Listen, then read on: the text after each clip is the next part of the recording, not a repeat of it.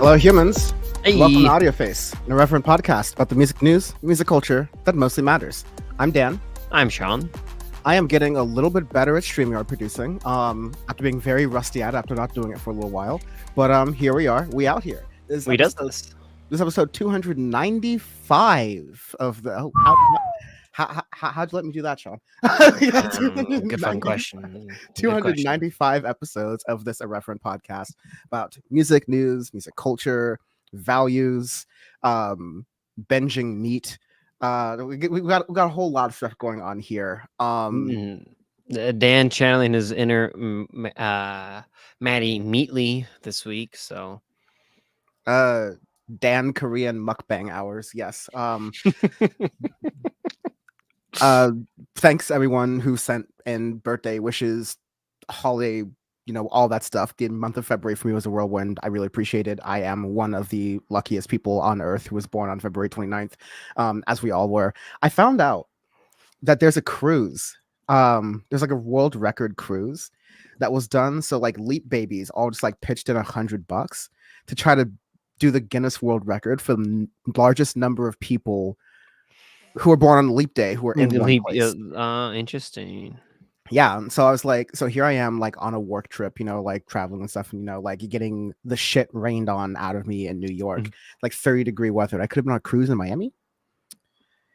Oh, the things I do. That man. Anyways, this is going to be a great show.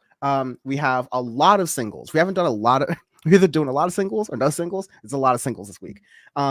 We have some albums to go over, mainly one album, ScHoolboy Q's Blue Lips, and we have an EP from Meek Mill. Meek Mill has been really quiet lately. I haven't really heard of him. I haven't heard about. I kind of forgot about it. What's he been up to lately? Thankfully, we did a little bit of Audio Face investigates by opening Google. Opening Instagram and nonstop just seeing all of the shenanigans and fun. And yeah, we're gonna start right here. As with the usual things, make sure you are following and subscribed and liking and all those great things. Helps boost the show, helps get us out to more people as we're getting stuff out. We appreciate the help. With that, we have singles. Let me do the banner. Hot new singles. It's been a while. Let's hopefully no AI misinterprets this joke that we've been making. Anyways, first one is Saturn by SZA. Now SZA has just come off of a really critically acclaimed and just generally really good Return album that came out, hard to believe, but in 2022, right? Because didn't it come out like at the end of 2022? Yeah, like December 22. Yeah.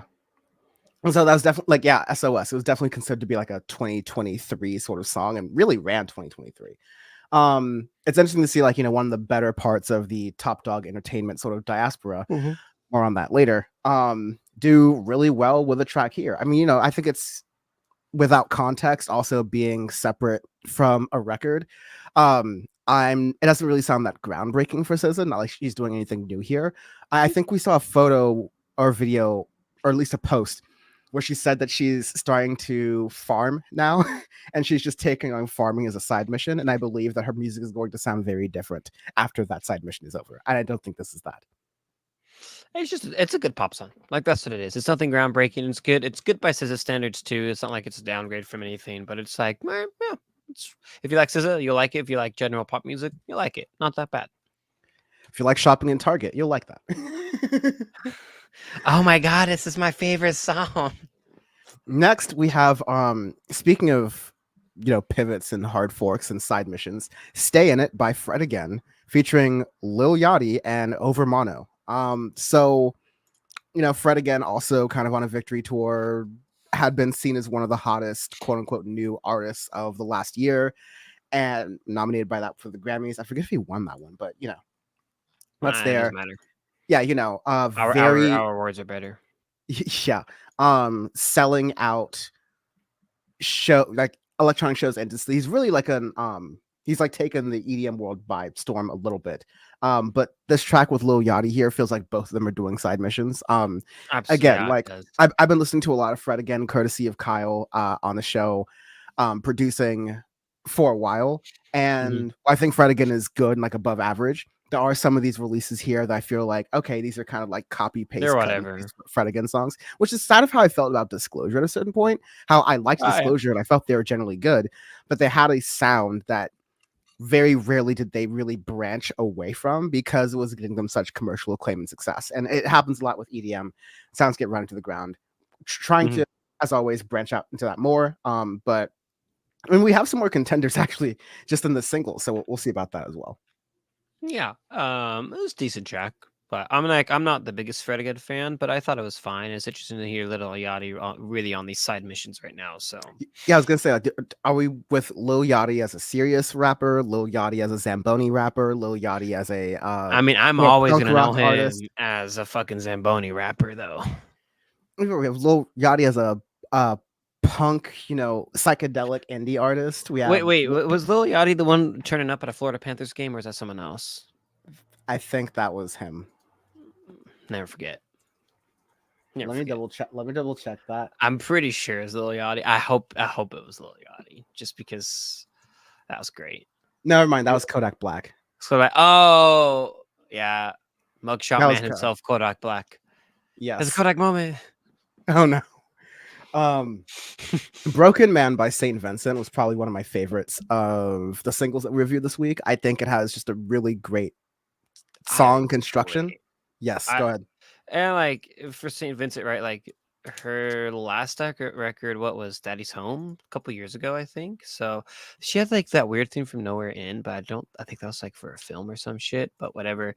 And I wasn't the biggest fan of Daddy's. Like I enjoyed Daddy's Home a lot, but I was interested to hear Broken Man is more of like a pivot away from that sound, which I'm glad. And granted, St. Vincent always fucking changes her sound all the time. So, and I think it's a really good single. It's kind of almost a return to form. I'm really excited to hear a whole project to see what it is, but very like industrial sounding for her, which I'm super down for that. Like, to hear what a whole project of that would sound like from her. Fantastic. But Broken Man, yeah, really, really digging it.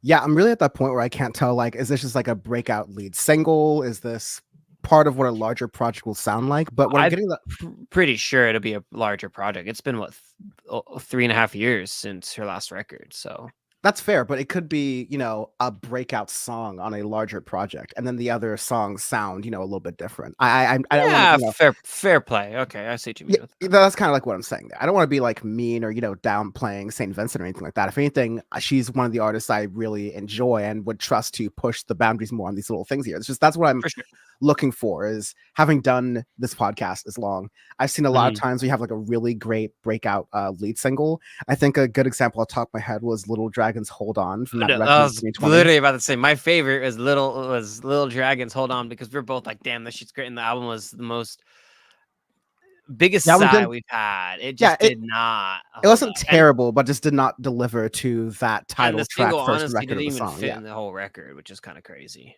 Yeah, and I would hate to see that happen with Saint Vincent. Although I don't have anything. I don't think that's gonna happen with her, though. She's too good of a fucking artist to do that. Yeah, when you're just getting down to how it builds from a really simple industrial thing to kind of like a chaotic rock influenced power ballad almost in the middle with all those industrial pieces. That's just A+ production. That's what you get from St. Vincent and Associates. Absolutely. Next, interesting one. Is Rock Dead? Out Loud by Cage the Elephant. Cage the Elephant have been releasing, trickle drip releasing, pause, a couple of singles over, the beginning of 2024. They had one in January. Didn't they have a record recently, I thought? Their most recent record was Social Cues, if I'm remembering correctly. I thought something came out sooner, but actually I do remember Social Cues because I remember Night Running, and it was a pretty solid record, but I had kind of had that feeling that no, yeah, it really was Social Cues. Fuck. It's been a minute. Long. Wow. 2019. That was a pre-2020 audience. Jesus Christ. Yeah. We got Out Loud and Neon Pill, which was a single, the first single that was released from this one. So Cage the Elephant are back, and they're gonna have a Neon Pill record in May. Okay. I'm interested in that because I so I only talked about Out Loud for the single for this week, but I went back and listened to Neon Pill, and the two songs are very different, and like in a Very, lot of ways, very different. they're different from each other. They're different from Cage the Elephant of the past. Which I'm And I glad. think that's a good thing. I think they're taking more of the, Arctic Monkeys school of we are a household name for aughts and 2010s alternative rock. Yep. But because of that, there's now some, sonic maturing that makes sense to be done. And I'm So, down for it. I'm very excited for this record. yeah, me Which I too. didn't realize was happening. I heard the single, but I didn't realize that it was gonna come out this year. That's great. Hell yeah. I really, really hope that they are able to execute and you like really, really, what am I trying to say here? I really hope that they don't fall into the pitfalls that inevitably they would fall into by being like I said, a band that has been at this for a long time. I don't want them to create a stale record. I don't want them to create something No, that's like, oh, this feels like Cage the Elephant from the Melophobia days or the Tell Me I'm no. Pretty days. Like I hope Yeah, not. please don't. Yeah, no rest for the wicked. Anyways, we have Me Before we slide those little ones in. We have Me Before You by Bleachers. From the EP of the same name. Now I just listened to the first one because we did a lot of singles and then we have an album in one EP, so I think that kind of counts as 3 albums, in a Dan math kind of way. Boy math, girl math, Dan math. But there's an EP, Me Before You. There's 4 tracks on it. It's 14 minutes. It's real easy to get through and listen to. But yeah, Me Before You itself, I think it's a really good song. It's decent. It actually reminds me a lot of The National, which is interesting for a Jack Antonoff produced and led project of the Bleachers. Also, Dirty Hit release, which I'm like, I didn't realize that they were getting released by Dirty Hit now. So that was interesting for like a release standpoint. But I think it's okay. I mean, I'm certified Bleachers hater, but it's not bad. Dirty Hit and Associates. Dirty Hits and Associates. But yeah, I mean, like the Empire Grows. The thing with it, like Jack Antonoff, right? Like, I'm not a big fan of his production style. I think he makes things sound too samey. His own projects and stuff, I think, are better than what he produces for other artists. If that makes sense, like his actual work as a musician, I feel like is better than a producer. Kind of like how Nigel Godrich will play with Tom York on stage, but I like him more as a producer than as a musician. So it's like the opposite effect. But yeah, Me Before You is okay. It just reminds me more of like almost Big Red Machine sound, even. So it's interesting to hear. So, but I don't know if they're going to release a full LP this year, if it's just this little LP or not. But yeah, Jack Antonoff seems to really be enjoying his sort of like producing era right now. So I'm not sure if Bleacher's record is in the cards right now. I'm not saying they'll never come back, but I'm not sure. Yeah, the last one was a couple years ago, I think 21 maybe. So it's been a minute.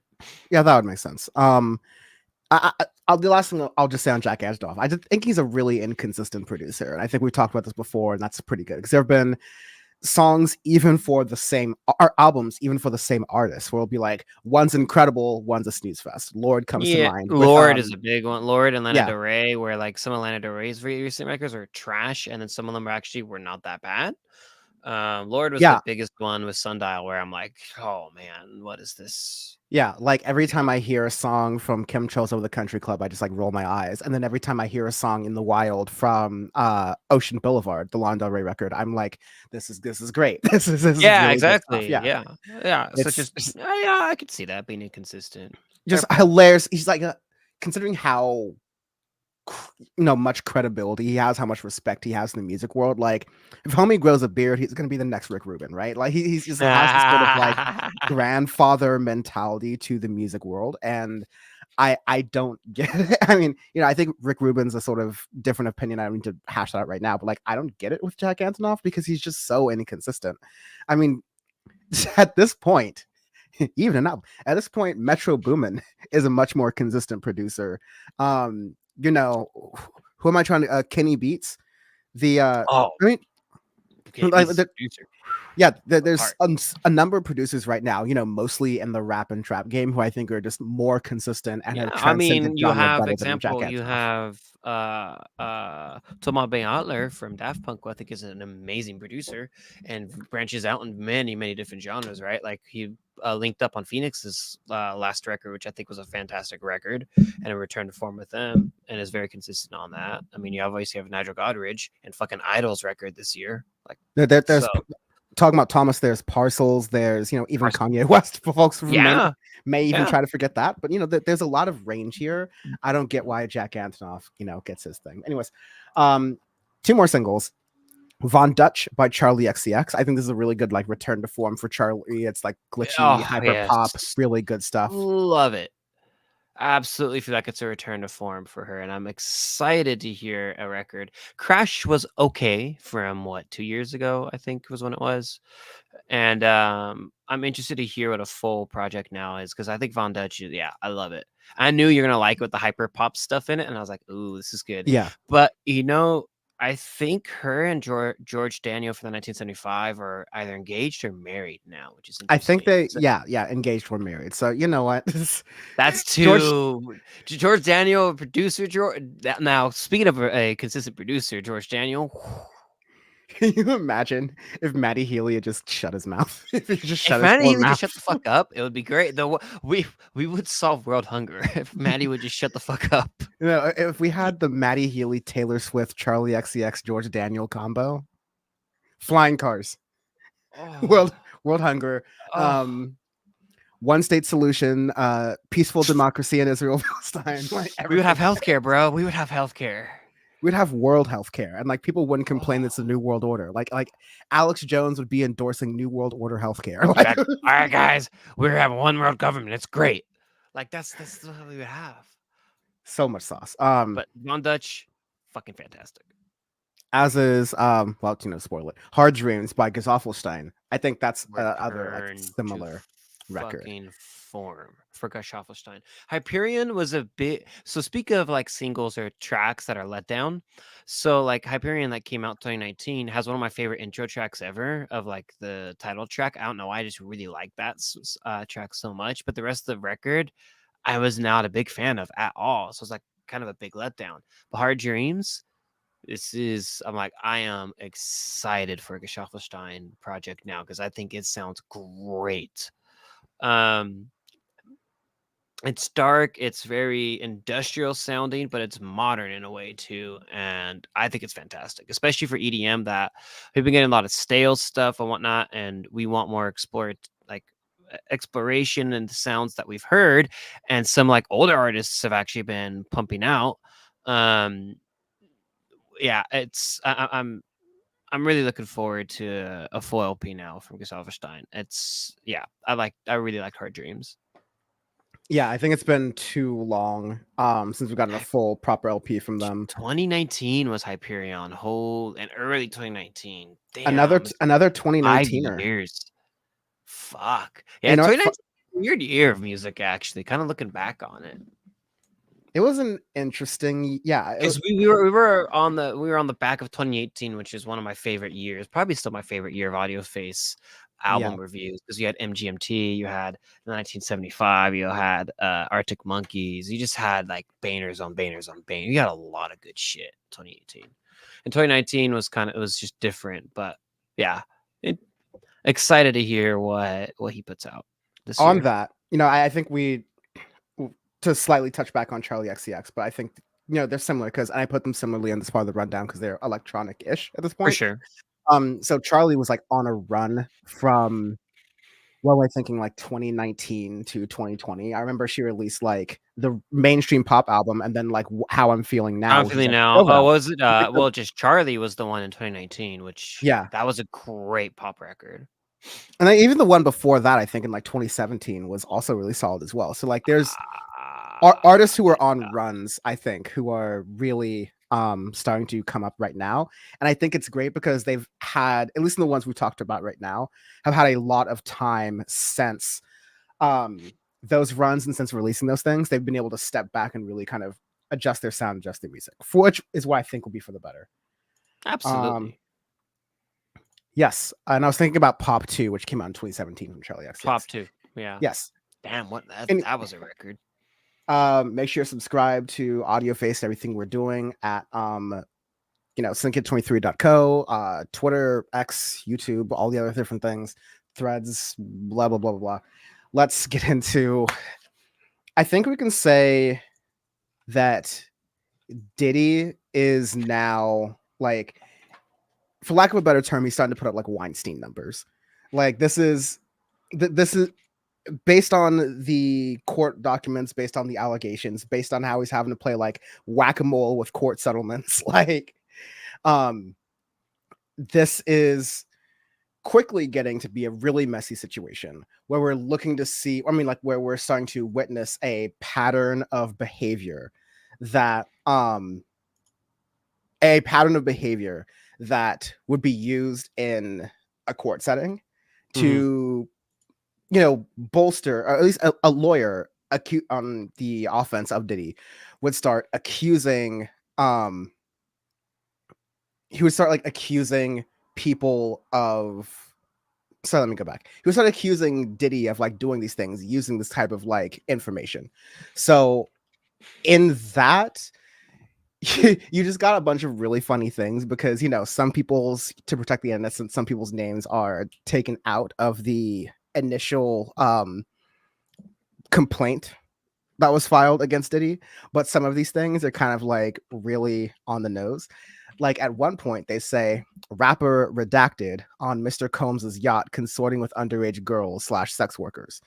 And then there would be little like footnotes, so it would have like a small 2 or a small 3, and then on that those footnotes would say, this name of the rappers redacted, but this is a rapper from Philadelphia who once dated Nicki Minaj. It's just like, what are we doing here? Well, that kind of narrows it down now, don't it? It's like the worst charade. I mean, like, actually the best or worst charades ever based on how you look at it, where like the explanation is so obvious. It's like blank, blank, blank, blank, fire alarms, like so damn obvious.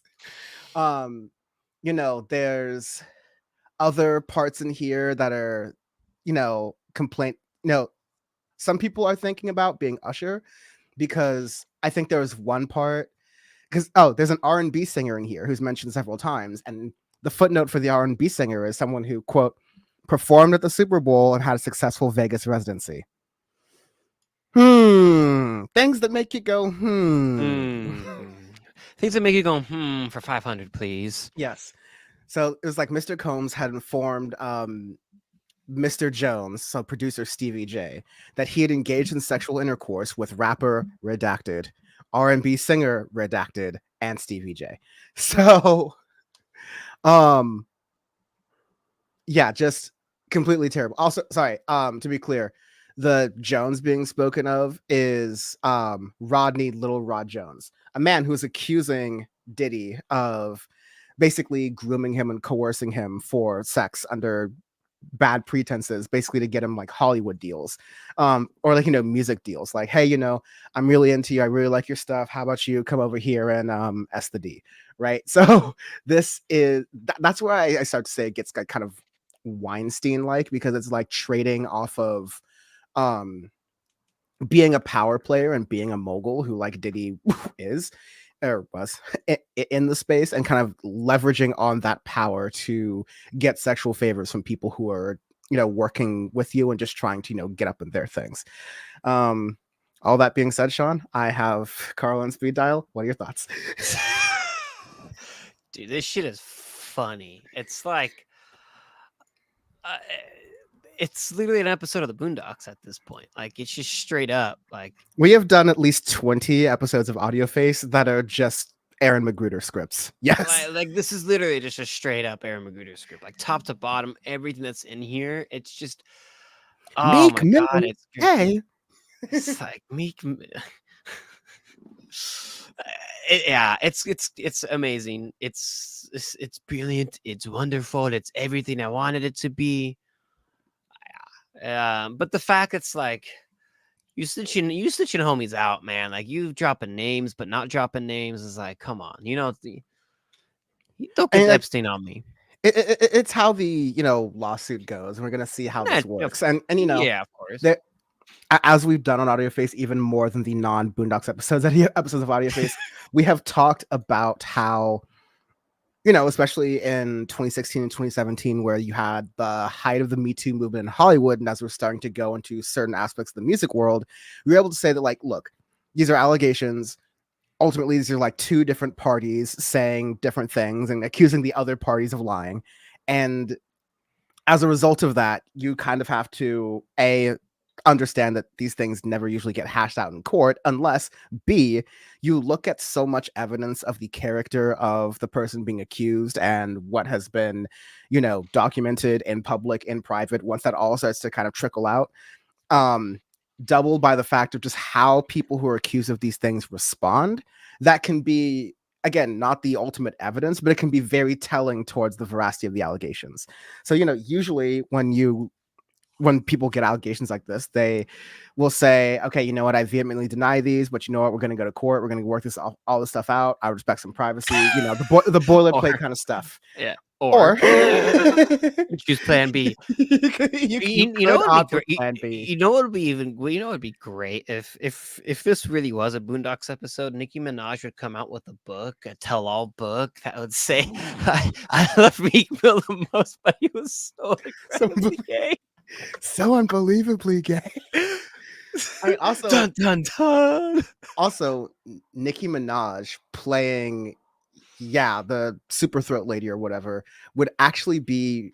I mean, It like, would be she could just go on Instagram Live and blow the whole spot up like tonight. good. And she would, like, just get a little bit of liquor in her and, like, remind her that her bills are due, and like she will definitely Yeah. pop off on Instagram Live and say whatever or do whatever, whatever means she doesn't have to, have accountability for her own actions and actually release some music. Anyways, And her husband's Meek, actions. What? Meek Mill said, quote, "I'm from Philly. I don't do coke or freaky ass Molly. Nobody would even offer me coke because I'm that heavy." Okay, what? First off, what? What does that have to do with anything? But okay. That's a good old Sam Cedar. What? That's like, what's going on here? And then some more of these screenshots via TMZ. No man or what? Okay, all of a sudden he's an electrician now, I guess. Would ever approach me about gay activity, and the whole place don't get flipped. Woke up seeing this on every blog like they know I'm coming. Poor choice of words. Phrasing right there. And so this also means that we need to get into friend of the show, DJ Academics. Oh God, here we go. We get to this part of Audio Face. Bam, strap up, get ready. Yeah, I'm gonna get to all the BAM comments later. And by the way, I don't even really think ScHoolboy. I got smoke for ScHoolboy Q2 in a moment, but I also got to head out in 20 minutes. So we'll get this going. So naturally, Academics, his broke ass is all over the. He's all over the story. He's posting his, alleged inside scoop stuff. He's doing all of his blogs, speculating, content farming, engagement farming type stuff, which, is oftentimes overboard, and academics don't really walk like that. And he's a moron, and he's a, Yeah, he sucks. a woodland chaser. He's a trash panda. Let me just say that. And let me ride the line there. But that is clever. I like that one. I'm gonna let the algorithms munch on that one for a couple of years before this video gets demonetized. I love it. And so Meek Mill continues saying, "Academics is an alcoholic fully powered by the white man. Who you think posting that on every website? They be so mad they can't stop. It's a few groups. And they be so mad. BANs ain't got no games with me. Trying to do damage control. The same thing they almost tricked y'all with Lil Baby." First off, Lil Baby, well, if then. Well, there's Lil Baby, there's DaBaby, there's too many. Anyways, that legendary rant from oh yeah, there's T-Pain. too many. Baby. But it continues. I'm not even going to go into all of the tweets because it's just It's just basically there's my a case in lot. point is that, like, first of all, I much as I hate DJ Academics as much as I am not fond of Meek Mill. This is just one of those great cases that I used to say a lot on last year in Power Report, which is let him fight. Oh, Let him fight. absolutely. Just Let him this is the fight. Michael Jackson gif in Thriller where you just fucking munch it on popcorn. It's great to watch Meek Mill just like literally lose his mind on him being called out for being gay. He's like, I ain't gay, I ain't gay, I do it raw, I ain't gay. I'm like, whoa, hey man, stop. No, Like no. End literally, quote. I do it. Like, end quote. That's actually what he said. yeah, like pretty much. Like You're trying to it's prove it, and it's again like, remember, the Meek Mill, phrasing, the you gotta call words. 811 before you dig. Every single time, you gotta call 811 because you could dig and you You could hit some hit the power lines. you could hit some pipe, or maybe the pipe's hitting you a little bit, and you just start to overreact. Hey man. I couldn't help myself. No, but yeah, to your point, Sean, that was his reaction. That was his That reaction was his to reaction. Instead of just the being like, I don't allegations. want to deal with this, it's like immediately like, Instead of just being like, "Hey, yo, I don't believe these allegations are real. Let's let it, hash out in court." But anyways, I have an EP out. I would prefer people pay attention to that. No, no, no. so now Instead, nobody doesn't give a rat's ass about the EP. Everybody's like, whose pole you been smoking, dog? Like, what you been doing? and so I'll go really quickly through this just because I'm a pervert Allegedly. and I love this part.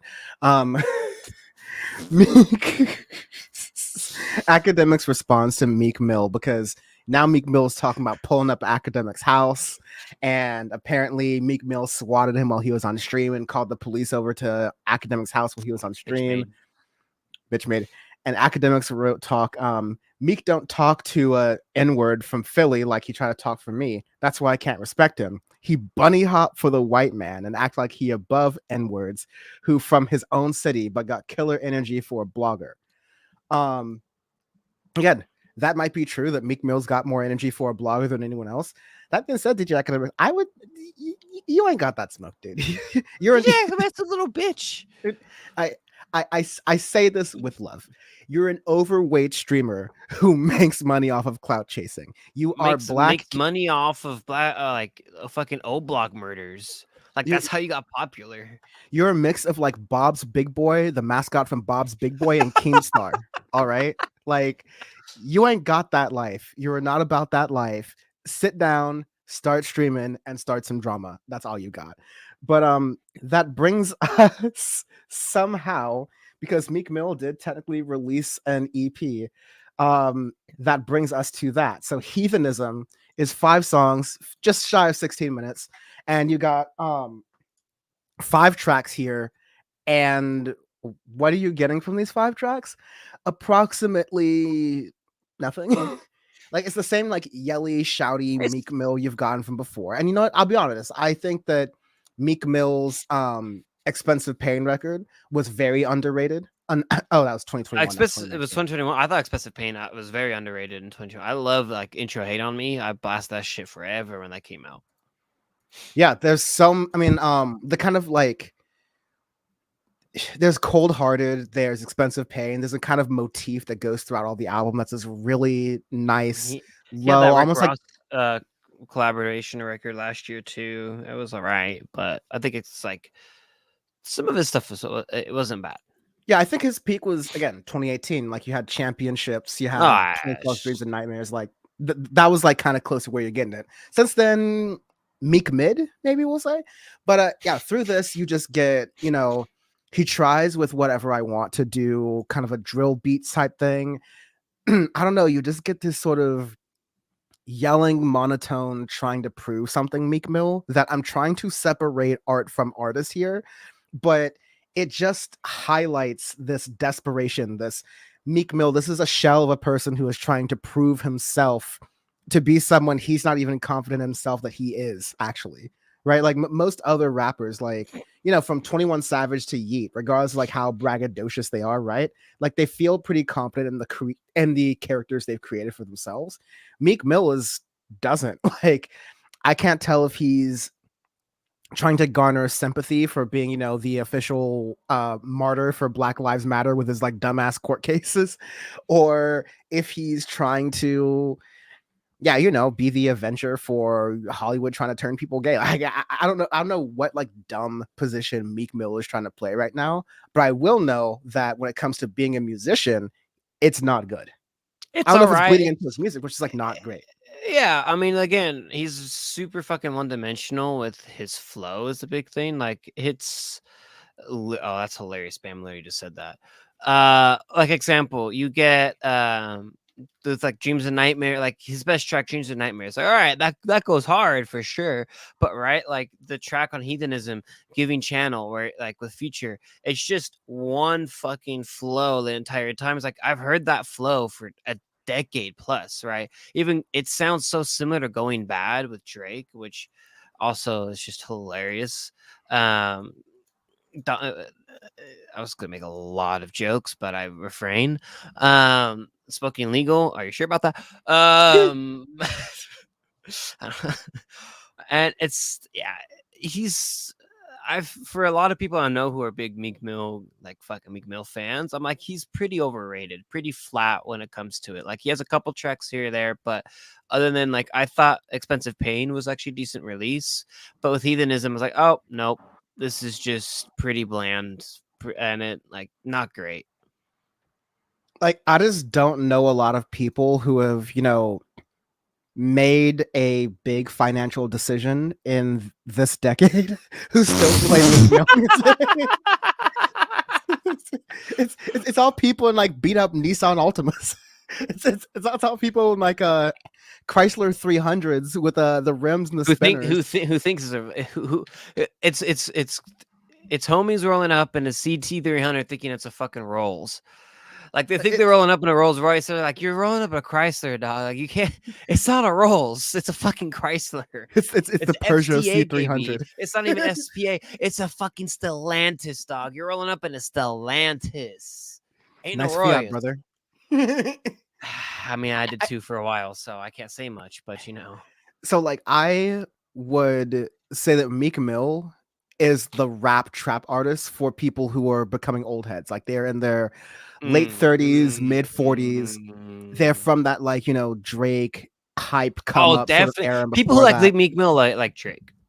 which is ironic because, I'll say this, despite that whole like Drake Meek Mill beef, which in retrospect we can look at it as like the super soft Sunday beef of rap to like have ever existed, like between two of the let me choose my words carefully, two of the softest men in rap music, quote unquote rap music. To say that was even a beef even in retrospect is kind of a lot, but yeah, it's kind of stretch. But anyways, Meek Mill, someone who used to make songs that were worth remembering and worth replaying. Dreams and Nightmares, Rico. It's like Going Bad. Currently, his only big moments and big memories seem to be getting into a potential cage match with an overweight streamer. I'd like to watch that. To be fair, And, I wouldn't and, pay. and, I wouldn't pay for it. I wouldn't if it was a pay per view. I wouldn't get it. But I'll definitely get like the legal stream and watch it. they're saying there's $1 million for charity if they both do it. So considering Academics doesn't like anything that's charity unless it's to his Big Mac account. And again, I'm not trying to be fat phobic in any kind of way. DJ Academics is the destruction of Black culture to the nth degree. He is the modern day BET. All right. So I have no love for him. I have nothing but smoke for him. And there's much more where that came from. Mm-hmm. That being said, arbitrary scale. We do arbitrary scales every week on Audio Face because our review is our review. I'm not going to give you a letter ranking system or a number ranking system. I'm just going to tell you how it feels straight from the dome. This is going to be meat grades, grades of meat, cuts of meat. This is a AAA sirloin. This is a, you want to know what this is? Mm. These are the wings from O'Reilly's Auto Parts. What? This is like I'm talking about. This is like the worst meat you could possibly get. Like these are the chicken tenders from AutoZone. That's a statement. These are like one of that, like you go to grocery outlet and you try to buy a steak and you accidentally burn it and it's just like so chewy and just crispy that it's like awful. No marbling, no goodness, just rough. Next. Oh boy. We have the new Very school. what did you think about this? Yep, yeah. In the words of Bam, this is a vegan burger from 2001. This is a Boca burger from 2013. If you want to get real with me right now, This 2013 is Boca burgers is straight fucking cardboard. this is a Boca burger from 2023. This is that incognito that that's a new siren. Haven't heard that one in a while. Whoa, man, Okay, that sounds like Star Wars right there. It's like fucking Darth Vader pulling up with a tent of 4 about to fuck shit up. That's what that all right. sounded like. We got to cut the Long Beach police budget if that's what they roll with. What happened? I know them. LBPD gets sprayed on too. We all know them. Crown Vic still run. There's no reason for that news site. We all know them. Crown Vic still run. They don't. Those shit. Them joints don't die. It's the one car Ford made correctly. That's the 400,000 mile guarantee right there. Blue Lips by ScHoolboy Q, 18 songs, 56 minutes long. What to say about ScHoolboy Q that, you know, like kind of has not already been said? He has been one of the premier, I guess, you know, quote unquote premier rappers from LA from the 2010s, part of the Top Dog Entertainment scene with Kendrick Lamar, Isaiah Rashad, J-Rock, a number of others. And, you know, like in his past, he's released a couple of different, you know, rap head loved mixtapes. I think his Setbacks, Oxymoron, of course, is a huge classic. I think people think of that as one of his better works. And then since then, you've had Crash Talk, which another 2019 album that we reviewed on Audio Face that I think kind of, you know, I think there's mixed opinions on that record. I think it was I think there's some highlights, some decent stuff to hear, but like example, Drunk with Sklickety Sklack. I thought Num Num Juice was interesting because they pull up the Jack in the Box. Floating with 21, I thought was decent, but like overall as a record, I didn't think it was that great. I think like you had Dangerous Kid Cudi, Little Baby. I mean, like these are right. those songs. They're kind of forgettable, I'll say. Yeah, absolutely. Especially compared to like stuff that came out on Oxymoron, like Color Green's Man of the Year and Studio and other tracks that fucking decade old at this point. I'm also not memorable like those. I'm also thinking about how much I was playing Chopsticks by featuring Travis Scott in 2019 because that was like Travis Scott's peak, like Astro World is taking over, this like crazy auto-tune thing is happening. I'm like, why did I love that shit? Like, why did I enjoy that song? Anyways, I'm not gonna say that because Bam is I'll say you get to Blue Lips, and let me tell you right now, I've rarely listened to a rap album this boring. Damn. I had to go back several times and listen to songs, and I was like, I've already forgotten the song that came before this or after this. This happened with the Rico Nasty track, which is a damn shame. Damn shame. Because Rico Nasty is not someone to sleep at, and neither is ScHoolboy Q, honestly. But like, you have Freddie Gibbs in here, you have Absol, you have, you know, a number of other, you know, Lance Skywalker, folks that ScHoolboy has worked with and has like good rapport with, and usually makes good quality stuff out of here. But I rarely do this. There are albums I review on this podcast that I hate, that I like, whatever. But my memory is not so bad that I just automatically start forgetting songs as I'm listening to them in an album. Even when I go back on that second listen, when I go back on that third listen.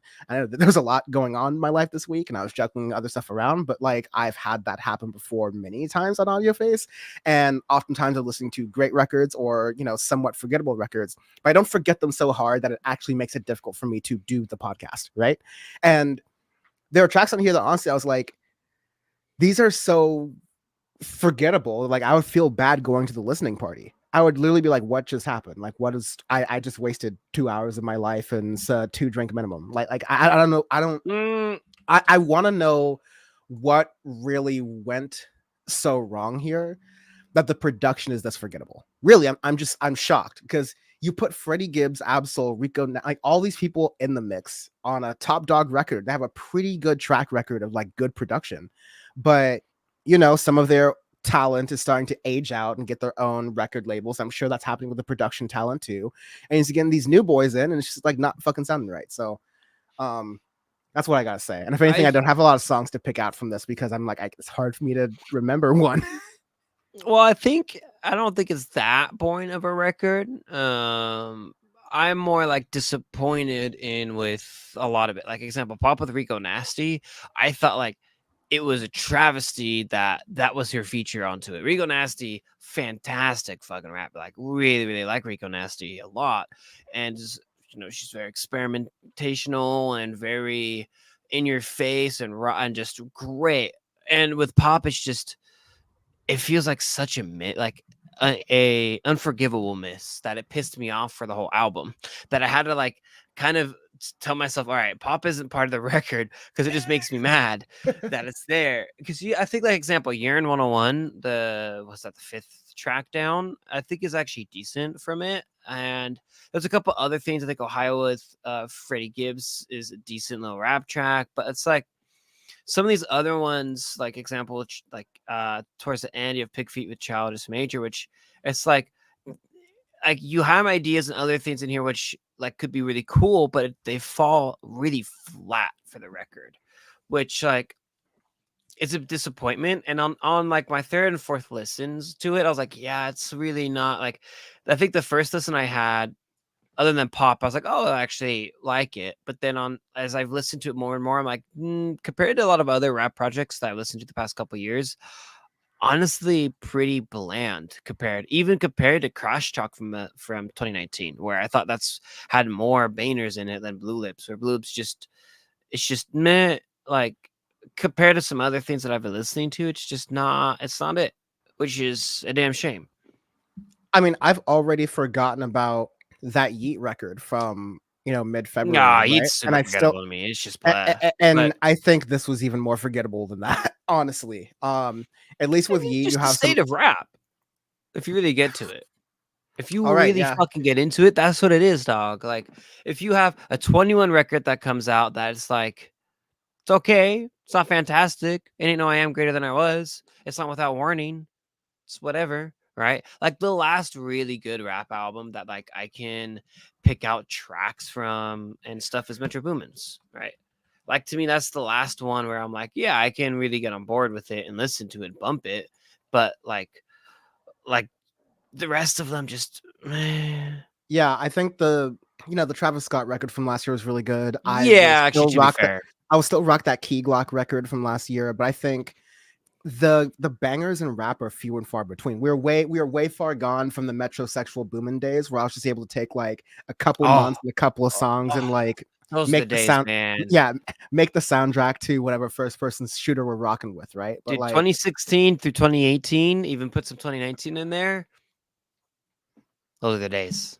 best days of trap, but like right now we are in something that Bams is not the last good rap album was Frosty Das Snowman and Project Baby Twin joint album. Those are fake names. Those are fake people. They don't exist. I don't know what you're talking about, Bam. I think that's your alter ego. I Bam's think on that's like Bam. Bam is on like some extreme underground fringe SoundCloud shit. It's like Bam's on like the mastodon of SoundCloud, like whatever well, is like Bam's the on like real federated. game banner shit too, to be fair. So I know, like that's exactly what that is, pretty much. But that's Bam's like boiler that's room that alter that's that ego Meek set. Mill real gangbanger. That's what that is, though. It's like that like alter ego when Scream goes up and plays like a fucking house set instead of UK dubstep. That's Frosty the Snowman and Project Baby Twin. That's Bam and C's alter egos right there. That's what that is. That's a B2B C's Bam and Fullerton. That's what that is. Featuring karaoke. Arbitrary scale. We do arbitrary scales every week on Audio Face because our review is our review. Screw a letter ranking system, screw a number ranking system. Here's a vibes ranking system. This time is going to be meat, grades of meat, cuts of meat. This is going to be, this is going to be one of those shroom burgers from Shake Shack. God damn it! You did the same thing I did because I hate it. That really, I fucking really hate that. I don't like that damn thing. I'm like, this is what the East Coast, which has some like amazing, weird, great food, right? But like, this is the East Coast burger. Is this your king? I'm Is like, this listen, your champion?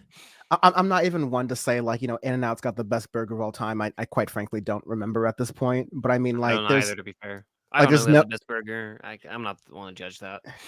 but like, there's no contest. Like, Shake Shack's got to be like below Carl's Jr. It's um, just cheese and bread. That's what that is. Well, we always like to end Audio Face on a fun note. At least we try to. And you know what? I thought what would be more fun here than a little bit of Audio Face. Where are they now? So we remember DaBaby, Oh, who was in his own his own rock and roll gangsta face.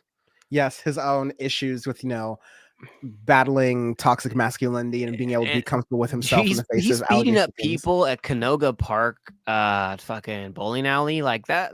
Dog, that's you can't go beating people up at Canoga Park Bowl. So Like you can't that, go there. we call that the pain at Winnetka Lanes. Dude, Winnetka goes hard on the low. So No, I mean, like, the Valley has turned the Valley right now is what South Central was in the 80s, which I love. Like, dude, and talking about grandparents about I it love all the it. time. My grandma's like, I can't even bowl anymore. I'm like, this is great. I fucking love this. I love it. Dude, I love it. Only because like people from the Valley had always been so smug about people from the South Bay for so long. And I'm like, I love it. I love it. Oh, me too. And now all the Valley kids are like buying their first, like the older Valley kids who are like millennials now, older millennials who I knew who are like in their late 30s, early 40s, are all buying homes in like Torrance and South Central now. I'm like, I love to see it. This warms my heart. But anyways, so where's DaBaby right now? How hard did cancel culture hit this man? Well, the Toyota Arena in Ontario, California would like to present DaBaby headlining Spring Breakout 2024. If you got kicked out of Miami and you can't do Spring Break in Miami before, well, head down to Ontario, California. Who the fuck are all these people, dog? These are all rappers Bam listens to. Yeah, Lil Maru is definitely Bam's favorite fucking rapper. Like Bon the Don, Bam is definitely fucking bumping Zoe Osama. Like he loves some Zoe Osama right there. Zoe Osama is definitely Malia Obama's rapper name. She just comes on stage like smoking cigarettes. Daddy's girl. It. I can see it. Neoliberal ass. Bia, Bon the Don, OGZ, Jenny 69. I mean, this sounds like that sounds like an AI generated fucking list. No, I was gonna say like this sounds like the bill list for a gay nightclub, but I mean rock and roll gangsta, but this has been Audio Face. Cancel culture doesn't exist, but bullying does, and it often works.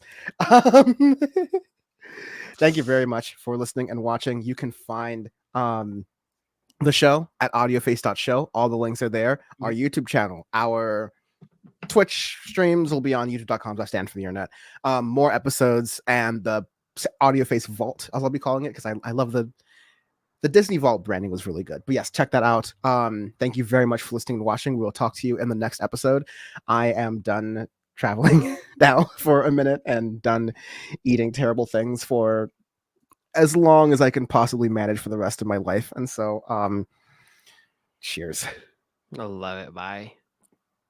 And bye Felipe and Bam and Squishmallow in the chat. Sorry, we are just ending right now. I have to run to a show, but cheers. Toodaloo.